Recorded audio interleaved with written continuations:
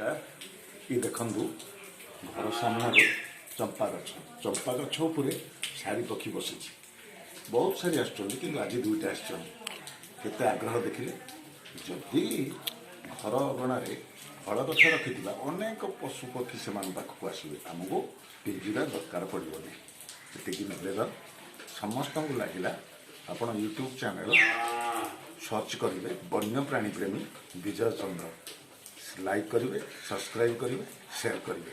नमस्कार।